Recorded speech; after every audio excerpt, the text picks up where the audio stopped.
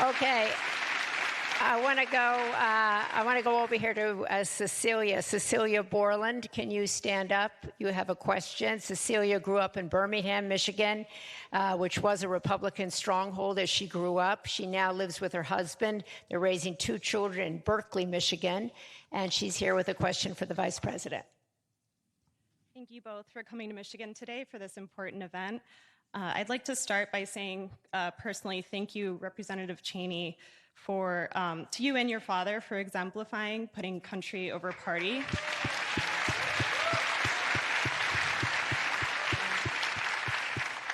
And Madam Vice President, I hope you had a wonderful birthday yesterday. Thank you.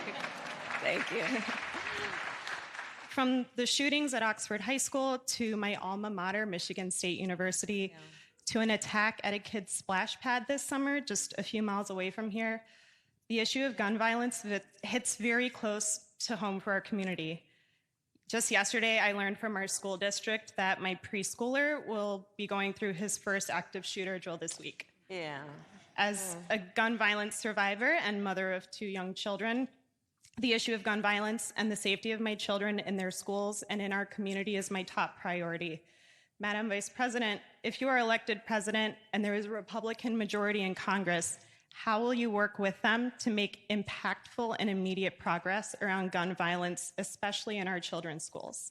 Right. Thank you, Cecilia. And thank you and for your courage to speak up about this. So, well, we have done it actually in the last 4 years. We had a bipartisan group of folks in Congress who came together for the Safer Communities Act, which is the first meaningful piece of gun safety legislation in 30 years.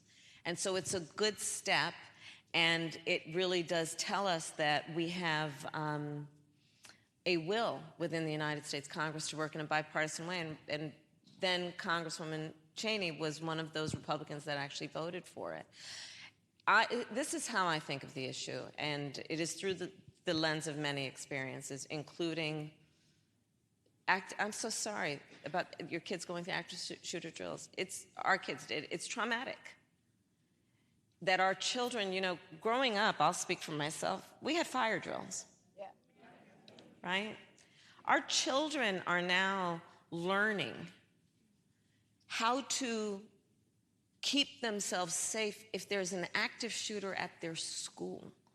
I did a tour last year of colleges with college-aged kids, so I also did some trade schools.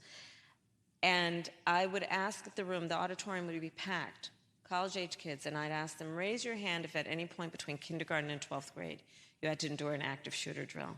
Almost every hand went up. Our kids are growing up where they are learning that they may be unsafe in the classroom, where they should be absorbing the wonders of the world. One kid said to me, we were talking about this, and said to me, yeah, that's why I don't like going to 5th period. I said, why, sweetheart? Why don't you like going to 5th period? Because in that classroom, there's no closet in which to hide. So when we think of this issue, we must also consider the trauma, that is, the direct trauma for those who have been directly affected by gun violence, including that to our kids who are in schools across our country doing this, not to mention their teachers who want to teach and not also have to worry about, will they be able to physically protect a child from a bullet? Here's how I think about it in terms of the macro point. We have been pushing as a country, I think, a false choice that suggests you're either in favor of the Second Amendment or you want to take everyone's guns away. And that's a false choice. I'm in favor of the Second Amendment. I have talked about the fact both Tim Walz and I are gun owners. I also believe we need reasonable gun safety laws, assault weapons bans, red flag laws, universal background checks. And reports say that the majority of NRA members agree on, for example, universal background checks. What is a universal background check? It's just common sense. Here's what it is.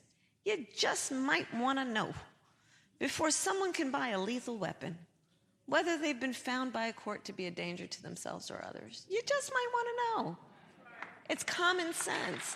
We need common sense gun safety laws, and I will continue, I've done it throughout my career, work with all of our colleagues across the aisle, and I know that we can make progress.